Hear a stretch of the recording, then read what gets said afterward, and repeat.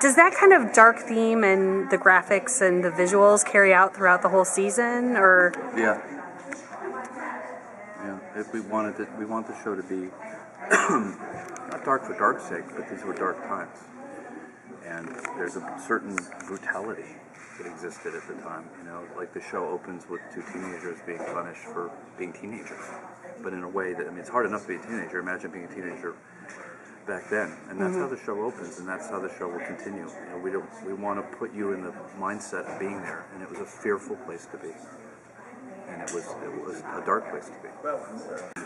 Were there any limits on that, like the darkness, the sex, and that? No, not really. The network bought the show. It's interesting. Shane West was saying earlier when he came aboard, he wondered if the stuff in the pilot script was actually going to get made, or if it's going to be pruned, or if any punches pulled. It's quite the opposite. The network has been pushing us to take things further dramatically, and we've heard that people are a little startled at how graphic the show is, how intense it is for a basic cable show. That's their call. We're just making the show. Yeah, we feel like we haven't done our job yet until we find that line when they go, oh, okay, now you're going too far. I know when we're doing a good job when the censor sounds nervous on the phone. Yeah. It's like, you can't show a woman's nipple. I said, but it's on her thigh. Right, and it's a frog. It's but he's like, it's a nipple. It's like, but it's on her thigh. And it's just this weird gray area, like, that's the show at its best, when you're like, can you? Don't know. We'll find out. We did get a good bite of looking into the world of witchcraft in Salem in the pilot. How much do you guys get to play with that in every episode? Do we see that every episode, or does it kind of pop up at certain points in the season? Oh, I'd say there's certainly, the true dark magic as practiced, especially in that 17th century period, is present in every episode, for sure. It's a way of life. We got to remember, this takes place in a world where everybody believes in magic. Even the people who are vaguely skeptical about whether there are witches amongst them don't doubt that there are witches, and would have had recourse to them for all kinds of things in their own lives. It's the thing that one of the funnest things for us about it is to really bring to life a period of history that we don't usually take that into account. That this is a completely supernatural world. There's a mindset that we want to place the audience in, as well as a time and place. It's one of the things.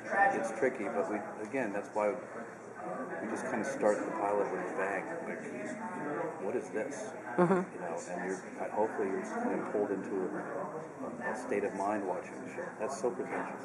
I know, but I think it's right. But I think it's right because he is. But it's right in that one of the things is, look, the hardest. We are both probably like everybody who does what we do. If you're a genre professional, it's because you're a genre fan. So there isn't anything we don't love in the genre, in horror, in fantasy, in dark fantasy, in science fiction.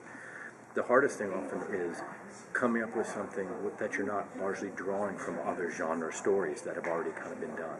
Well, on the one hand, by going back to these events in Salem and then going back to what people actually believe in, that's allowed us to kind of escape just making references to the witches you've seen in other shows, to the magic as you think you know it from a lot of other genre shows, and instead go, wow, what is the things that people are actually being accused of doing? What did that actually look like? Okay, you've got this image of a familiar, like a toad inside somebody. What is that actually like to actually have a toad in you? And how did it get there? And how do you get it out? And how do you feed a familiar? What is that like? So we took all those things and said, let's say they're real. Let's treat them real. Yeah, the horror on the show you were asking about is the creep factor going to continue. What I really love about this show in part is that the horror is more kind of a David Cronenberg, kind of David Lynch than it is a Harry Potter vibe. It's rooted in nature. It seems like maybe it could be real, and it's kind of repulsive and weird and pretty unique. And yet a lot of it came from these transcripts of the trials, which were meticulously detailed. And the imagery, some of the imagery in there is some of the weirdest stuff I've ever heard of. He's read it. We just slip him in It's when like we can. it's Yeah. weirder than anything I've seen in any horror movie. What these people imagine was going on. Yeah, and probably because we didn't just limit ourselves to, we took these events in Salem and said, okay, but let's draw from this whole tradition of a whole 100 or so years leading up to that of witchcraft accusations all over Europe, especially in England, and let's find all the juiciest, most interesting things that people were saying were going on, and let's put him here. Let's go. Let's bring him to life. Well, Cotton is walking on a fine line of restraint and completely out of his mind, it seems, right now. What can you tease about his path in season 1, especially as people in the town... Which character? Cotton. Oh. As people in the town are starting to catch on to him not being as in control of things. Cotton he's not going down a good road. It's kind of downhill.